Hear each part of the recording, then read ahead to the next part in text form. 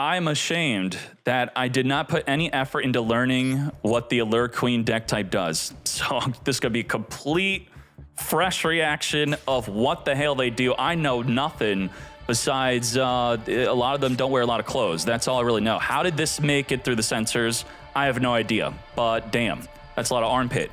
Are you ready? There can only be one winner, and you're looking at it. Let's go. Wait, what? Oh, shoot. We have no plays. We have Impulse, we have Imperm, we have Ash Blossom. Okay, that's fine. So you want to think about with your Impulse with a hand like this, can we use our Impermanence first, then Impulse? Using it in that order ensures you get the additional effect of destroy the card you're negating with Impulse. That is a very big deal. So let's see what's good.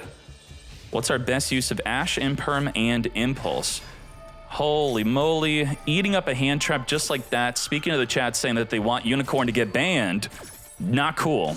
I don't want you ripping out pivotal extra deck monsters from my extra. Chaos Allure Queen is going to do a special summon.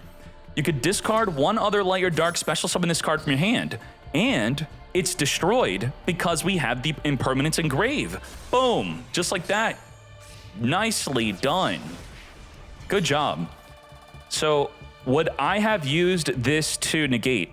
I think this is a very good negate because in the hierarchy of good negates generally, an effect that's discarding to perform its action, especially to plus a body on the field, especially if the impulse is also destroying it, that's got to be a good negate, generally. Yep. What was it going to do on the field, though? She gonna like search, target a monster in the graveyard, equip it, and then do some other nonsense. I don't think we're gonna even get that far. Rogue Doll, we have Ash Blossom negating this. Why is this a really good negate? This is plussing 2 bodies in the field. It's gonna summon a body from the deck, summon itself from the hand. The body from the deck's also gonna turn into additional bodies. This is an incredible negate. Negate the Rogue Doll. Also, when they have the field spell established, the Ash Blossom is going to be needed for the Rogue Doll to negate it. That's why they need to get the Gimmick Puppet where you cannot chain to our Gimmick Puppet activated effects. Unicorn is attempting to search. Oh, that's just going to rip a card out of our extra deck. This is where I don't agree with this negate, but we're desperate. What can we really do here? It's a bad negate that maybe you could say we're kind of forced into it. We're just, if we're Ash and Unicorn, we probably should just hit the surrender button. All right, nice back and forth of just Unicorn. Unicorn for the win. Mansion of the Gimmick Puppet searching for our Little Soldier. Little Soldier's gonna send from the deck the Rogue Doll, which will add herself engraved back to the hand.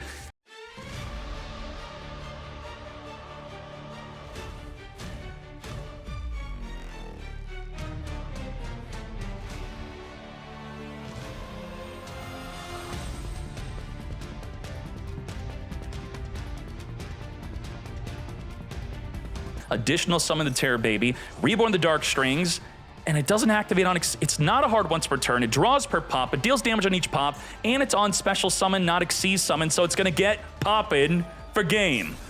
Lethal damage after drawing 3. Gimmick Puppet. Gimmick Puppet. I'm not saying Gimmick Puppet's okay, by the way. I don't think this is a good, if I had my own card game, I would not be creating something like this. Hey, this is how we won the other game. We opened up Unicorn, eaten Impermanence, I guess, okay. No search for you, just like that. Now, last time we had a negate, the impulse for this summon. We no longer have that. So what is this doing? This is going to be special summoning from your deck. So in effect that summons from the deck, if I have no idea what your deck does, I'm negating that with Ash. I would definitely be ashing the Chaos Allure. I would not be ashing the Unicorn if I had one Ash. Finger the Ash. When we get Fualos, why are we not chain Fualos? We're summoning from the deck, right? It's gonna be from the deck or graveyard. I guess we don't know for sure.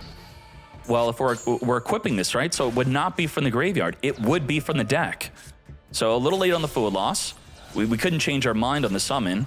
As we now go into Mask Arena, then pass. So what does Allure Queen do? I still don't know. The main girl summons from the hand and summons from the deck. Okay, and she seemingly is not a one-card combo. You need another Allure Queen in the hand to perform the essential 1.5 card combo, the 0.5 being an Allure Queen card. Unicorn banishing from the extra deck. Our Puppet of Strings, is that a one of? It is not a one of. We have more than one. The Unicorn is no good. We have Masquerina coming forth to turn herself into a Little Knight. Little Knight on summon is going to be banishing away the field spell because the monster is unaffected. Rogue Doll, we need Ash on this. We fingered the Ash. Oh my gosh, we fingered ourselves. No way. What the? Oh, well, we lost due to our own Call by the Grave. That's it. And you can see it right here. You see I'm highlighting the finger. Ash Blossom is fingered. Thus no negate. Little Knight is coping. We're going to be banishing away the Machine X, searching for our rank up magic. We're going to Fiendish Knight, Reborn from the grave, summon herself from the hand. As we further go into our second copy of the Puppet Strings. Now, we don't care about first turn killing. We just care about 8,000 damage through attacking, which Gimmick Puppet can very easily do. Do not get tricked by this being a first turn kill deck. It has a great turn to play. Let's summon from the grave, exceeds into the Giant Grinder, 7,800 damage, and then we can get grinding in main phase 2 for game, yes? Target a special summon monster your opponent controls. They have to control it, though. Puppet Strings is going to be attaching string counters on everyone. And let's now go into the Dark Strings for game. Just like that, the final amount of damage as we now get to draw a card and burn. Gimmick Puppet. Try not to finger yourself. That's the problem. Allure Dance. Wait, this is more Allure Queen? Huh? Okay. Droll Lockbird famously crushes any rogue deck. Apparently all rogue decks like to search a lot. Yeah. We're going to activate our D-Fissure. Anything sent to the grave is now banished. We now have the Weather Painter equipping for the deck our Weather Snowy Canvas. We're going to be searching for the Weather Forecast. The Weather Painters continually banish themselves and then come back during the very next turn. We're going to use our 3 back row cards to make a Link 3 because why not? The Weather Painter Rainbow. When your opponent would special summon a monster, you could send this Link Summon card to negate the summon and destroy that monster. Let's Reborn ourselves back onto the field here. Golem's gonna be equipping. Can we negate the special summon? No, we cannot through the effect of the Weather Painter. We're gonna use banish this card, negate the when a card or effect is activated. So this gives an additional benefit, not only negating a summon, but when a card or effect is activated, you can banish any card this is pointing to negate the activation and destroy. That's nuts. And then it comes back during the next turn. Setting up the Wedju Temple as we're going to... We could negate this summon if we want to. Do we want to? Doom Dragon is activating, but we have another negate. Just like that, mate. Had we had a Chain Link block of any of these cards being sent to the grave triggering, let's say this was a Poplar.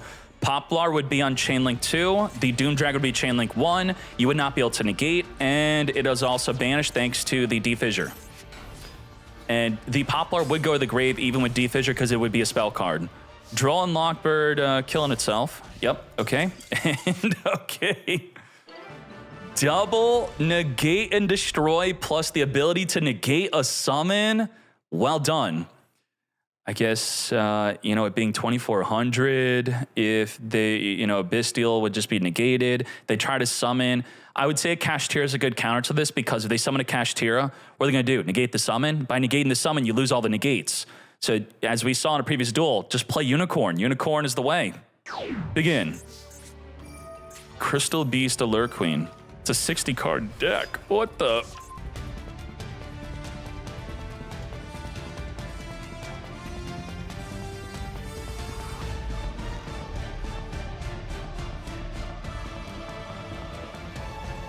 As we also make a Curious. Curious is very difficult to summon. Well, in decks that can summon it, it's not so difficult.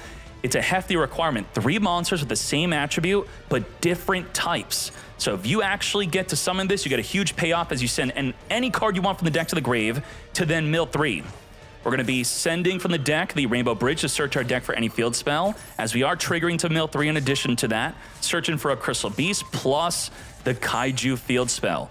randomly milling 3. I don't think that the Allure Palace wants to be in the graveyard. As we now have the waterfront, we're going to summon a Doom Dragon under the Cross Sheep, triggering to Reborn the Pegasus again for the 3rd time in 1 turn, setting up a Crystal Beast card into the back row as we now Saryuja. Another difficult to summon monster. 2+ monsters with different names. We're going to draw 4, return 3 as we waterfront search for our Sea Turtle. We're going to use the Saryuja to summon the Sea Turtle from our hand, and now it's got multiple negates. We're going to Rainbow Bridge it up, searching for a Crystal Miracle, which can negate anything. Let's talk about this. The Sea Turtle is an insane negate. If your opponent activates a card or effect, you could remove 2 Kaiju counters from your field spell, negate the activation, and banish that card. How many times can we do that? At the moment, we could do it twice, but each time a card is sent from the field to the graveyard, you put another Kaiju counter. So with another counter, we could negate 3 times. I would say at least 3 negates we're likely to get on the turtle. And then with the Crystal Miracle, Spell Trap or Monster Effect, this is spell speed 3, so most cards cannot chain to this. It's going to negate and destroy that card. So I would say this is a good, strong 4 negate anything. Negate 4 of any cards. We have Birth. Oh, we're negating. We don't, nope, we don't care. Negate and banish. And because it banishes, it does not help out the field spell. That would kind of be like an infinite loop of negating everything and supplying more counters. We are with the Weather Rainy setting up the weather forecast. We're now going to Kaiju Turtle again. Negate and banish. Now, we have no more negate and banishes until a card is sent to the grave. So now we have to rely on the Crystal Miracle. If you activate something, the Crystal Miracle will negate and destroy you. Saryuja is boosting up the Typhon being summoned here because it was summoned to where it was pointing to. All right, no Crystal Miracle. We did gain another counter thanks to you destroying our monster by battle. Our main phase 1 got skipped. We're in main phase 2 due to Dugaris reborning a monster. Allure Palace time. We're going to send a card from the hand to the graveyard to add from our deck. We're going to use the Weather Painter Thunder, which is going to be using the effect of destroying a back row, actually returning back to the hand. So stopping the effect of the Allure Palace. But it can be used again. Okay. It's a soft once per turn, searching for the Chaos Allure Queen. Wait, how many times are we using this? It's not even a once per turn? You just do it a lot? Uses effect 3 times. It's a hard per 3 times. Hard 3 times per turn. Summon a Chaos Allure Queen. We're going to summon for the deck at level 3. We're now going into a Crystal Master, searching for the Awakening of the Crystal Ultimates. With the Awakening Crystal Ultimates, we're going to grab the Rainbow Bridge of the Heart, summon the Mammoth from our back row. With our Rainbow Bridge, we're now going to pop the Mammoth, searching for a Crystal Bond. As we now further turn this into a Masquerena. No Kaiju field spell, though. Was this worth it? We have some game-ending play. 11,000 damage, but it was all in main phase 2. Uh-oh. Is the Crystal Miracle even activatable? Spell Trap Monster Effects activated. Destroy a Crystal Beast card you control. It doesn't have to be in the back row. So is this a Crystal Beast card? It's a Crystal Rainbow card. This is also a Rainbow Bridge card. We don't have a Crystal Beast card to negate with the Miracle. We don't have Kaiju counters to negate with the Gam Seal. And we can't activate the Crystal Rainbow because there's a Typhon on the field. Let's read this. This card, if it has not battled, you could tribute this card, shuffle as many cards in the field as possible back in the deck, and then summon all your banished Crystal Beast monsters. Not activatable. What do we do? Main phase 1, we could try to Masquerena. We're going to use the Weather Painter to send the canvas to equip the trap in the back row. We're going to activate to search our deck for the Weather Painter Snow. With the Snow, we're going to be setting up another trap card into our back row. We're going to be banishing to summon from the deck. We got the Weather Painter Cloud. As we now link it up for the Weather Painter Moonbow from our extra deck using the back row. On summon, you could special summon one of your banished weather monsters onto the field. Back onto the field we go. We're not going to some access code talker play, right? To battle we go. Lethal damage. Where did this go wrong? We had near limitless, unlimited negates on our Gam Seal. The Crystal Beast trap, we turned it off. Did we forget that we lost the battle phase, I think? Because we went... I don't know how well it's shown in game. Maybe we thought we were in main phase 1. And we were like, all right, oh crap, we're in main phase 2, and then our turn ended. I don't know what happened. Damn. Societia, I do want to see more of your deck, though. It looks super spicy. If you have some cool replays, if you could save them to your profile, please, I would definitely want to check them out. Thank you very much. Let's keep on going. Normal summon black metal, which we would want to link summon off to get its effective searching. Ash Blossom, negate that Maxi, and just like that, we have full combo.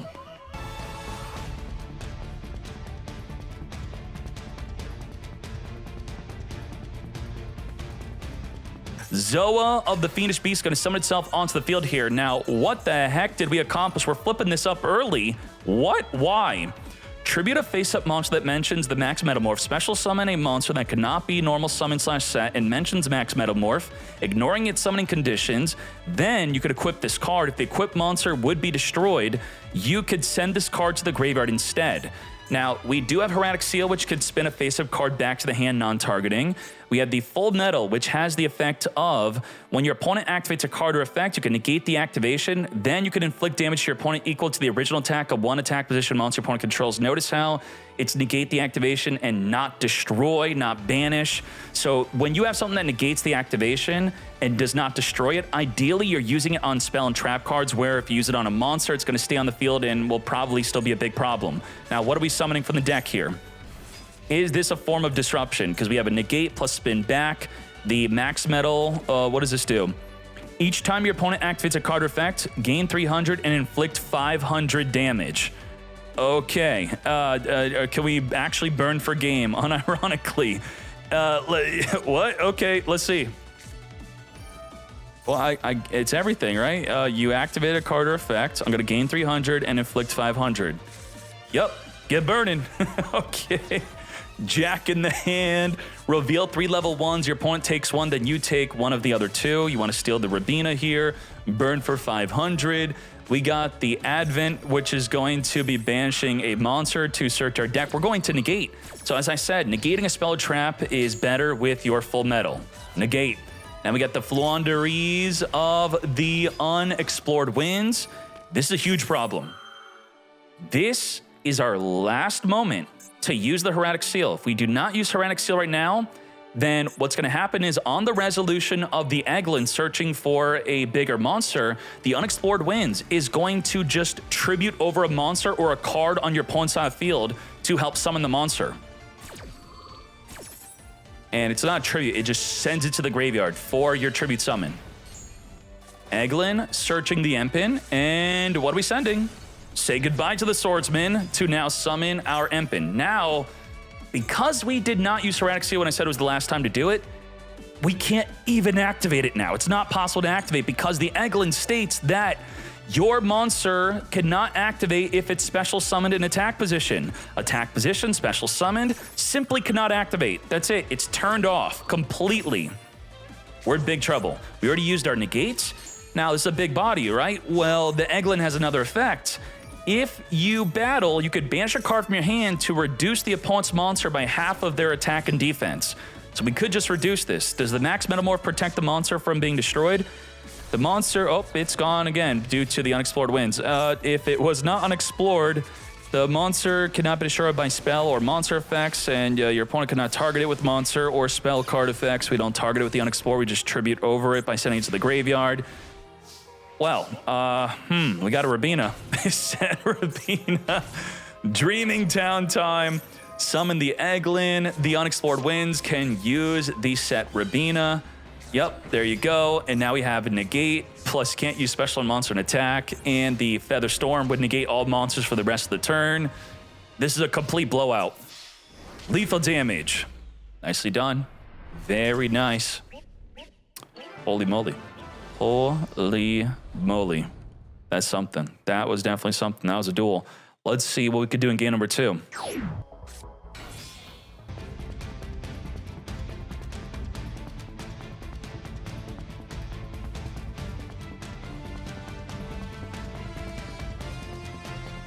Instead of burning for 500 on every activation, which didn't seem that good, to be fair, twice per turn, when your opponent activates a monster effect or a spell card or the effect of a spell, you can target one face-up monster your opponent controls and destroy it. This is a Ryzeal, it's a detonator. What the? Oh, that's pretty cool, yeah? So we have pop 2, negate, and spin back. This, in a way, even though it's super conditional and may not really be as helpful, this is in a way double disruption into also a negate and a spin back. The Call by the Grave probably not going to be too helpful here. Let's see what happens. Pot of Duality. Let's reveal off the top of our deck. Bro's main deck in this. No way. We're in a no side deck tournament. Level 6 or higher special summon monsters cannot declare attacks, nor can players activate their effects. They're negated and cannot attack. Are you freaking kidding me? Holy moly. That's what happens when you limit skill drain. Dark Ruler no more. Negate. All 4 disruptions now down to 0, right? Okay, so this max Metalmorph is kind of anti-spell. It says your monster can't be destroyed by spell and also can't be targeted by spell effects. It's also a monster. How about Konami? I know you were trying to be really restricted on the game design here. How about unaffected by spells? Yeah, would that have been too much? Huh? Even though we're negated, we can still summon from the deck here, and we're getting evenly matched.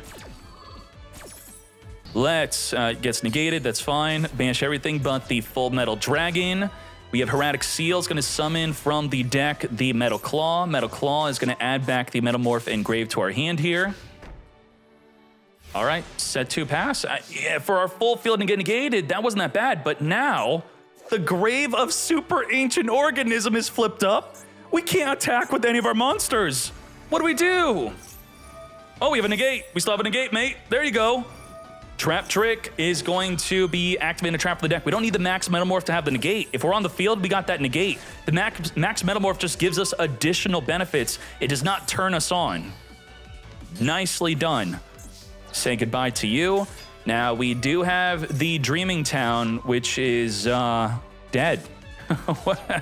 This is dead. We have nothing. Wow. Flandre's lost after a full field negate.